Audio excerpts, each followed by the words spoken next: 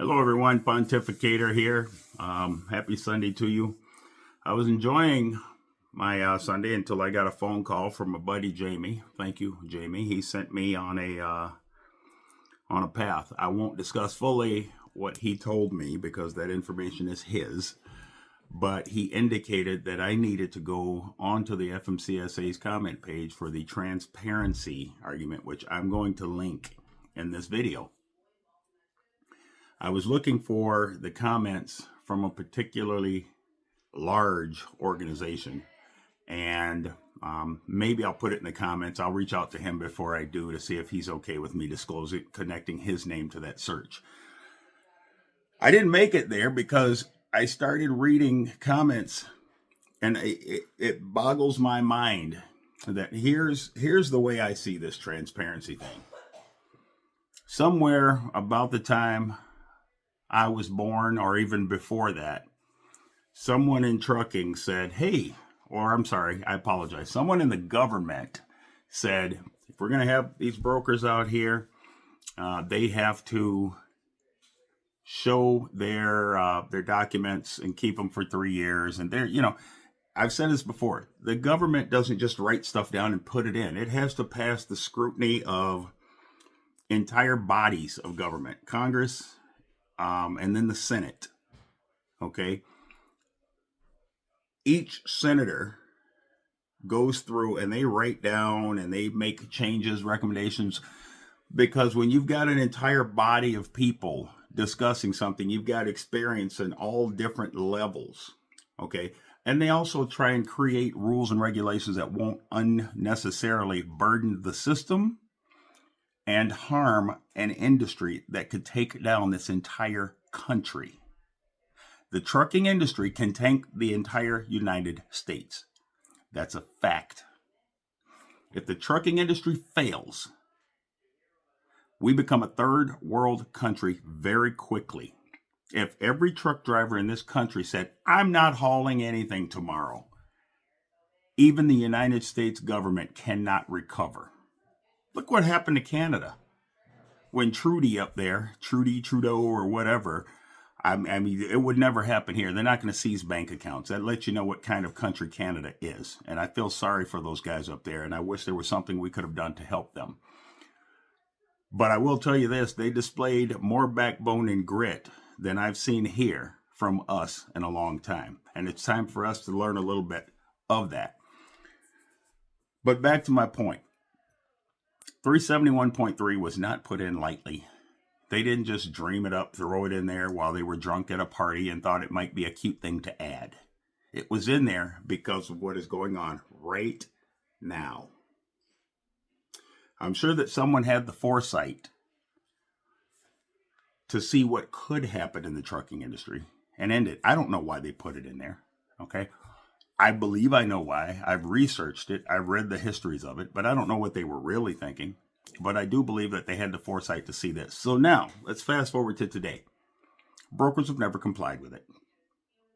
I know this because I myself, back when Overdrive Magazine put out a request, and they had it all typed up. All you had to do is put the name of the broker, the address, and they had it all in there, and send it to them. I sent out 40 of those. No response from the brokers. I called up a couple of them.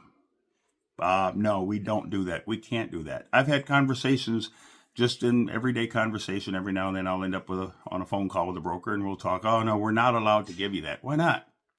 So you have this regulation. You have this law. Regulation, not really a law, but a regulation. It's a law for them because they're supposed to adhere to it.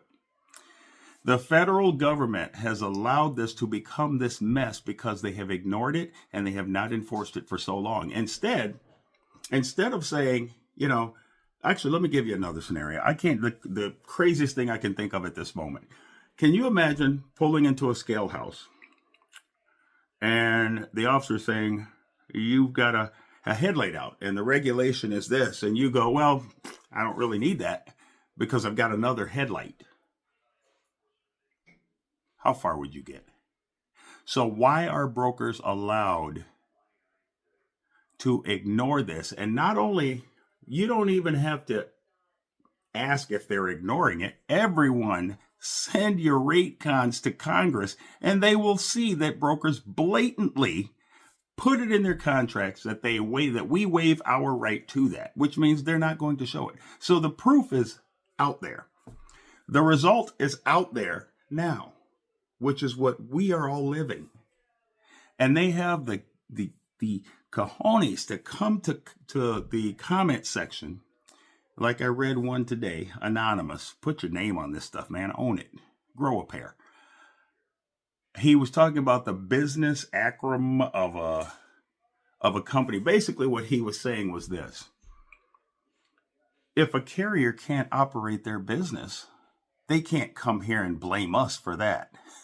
That's a very, very, very arrogant comment to make as a middleman.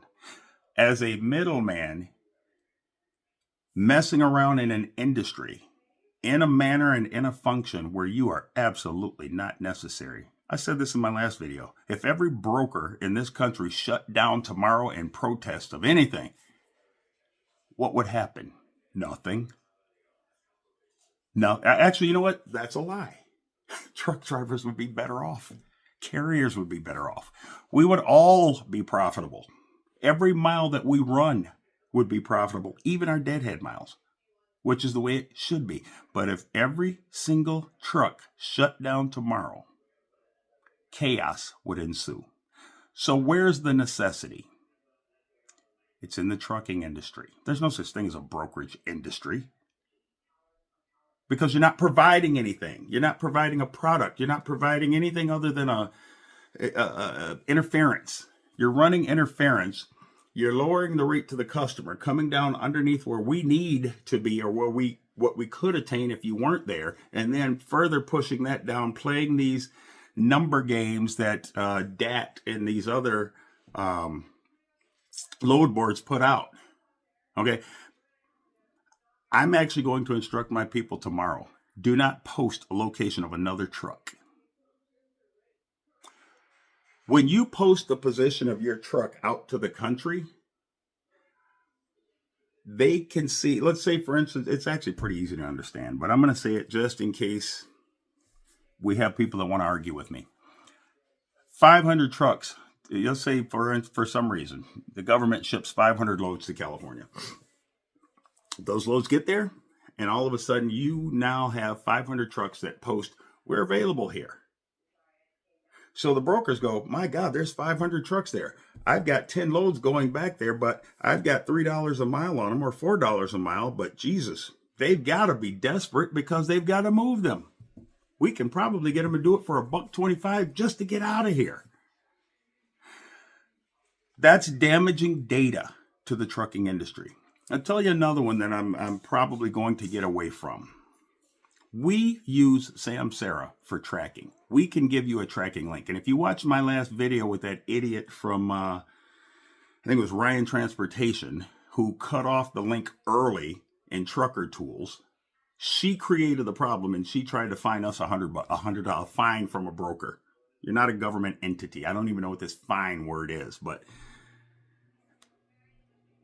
I'm this close to saying we will not integrate our trucks, the trucks that I own, with your software. I will send you a link to that, and then you can take it or leave it. But you have too much of my data. C.H. Robinson sent out a thing a couple of years ago, 2 years ago, I think it was. And I'm going to see if I can find it. I might have even done a video on this. They wanted almost all of our ELD data. I said, hey, absolutely not. It's not going to happen. Someone reached out to me and he said, well, dude, if you don't, they're going to cut you off. They're my trucks. At the end of the day, everyone has to start saying, they're my trucks. This is my truck. I refuse to let you, who are simply providing me access to freight, tell me how I'm going to run it, when I'm going to run it, where I'm going to run it, and I'm going to share all of my information with you while you refuse to follow the law that says you have to share very pertinent information with me. Think about that. carriersunited.com, everyone. Get there, sign up. It doesn't cost you a single penny. Not a penny. There is a link.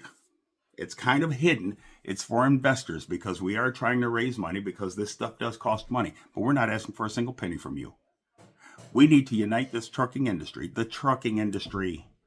It's the trucking industry. At the end of the day, that's all. I don't care about the TIA, the TEA, the TIT, or, well, I do care about TIT. But the rest of that, this is the trucking industry. It's very vital to the United States economy. And I hope that Donald Trump sees this. I hope that the Department of Transportation Secretary sees this. They all know this. But right now, we have someone up there that's strong enough to go, you know what? All of you intermediaries and brokers, get out of here. You don't get to come in here and almost brag about ignoring the law for so long and somehow speak from a victim's point of view. This is what I hope they will do. Everybody out there watching this video, look up an email to your senator and just shoot them a quick comment asking them for their support. Reach out to the DOT, ask them for their support. I'm going to put the link to the comment section in this video because it's not horribly easy to find. I'm also going to, if you go to carriersunited.com, I'm going to create a tab. We'll call it FMCSA comments. I'll call it comments. I'm going to try and create 30 or 40 extremely relevant comments. Take one, post it up. Please, if you agree with it, post it up. Read them. Find the one that you most agree with. Make it your own and post it because they need to hear from the people that are being affected by this. Brokers are not affected by transparency because they have never complied with it. And who cares if they all fail? There will be no harm to the country. They'll actually have to go out and get real jobs. carriersunited.com, everyone. Thank you very much for your time.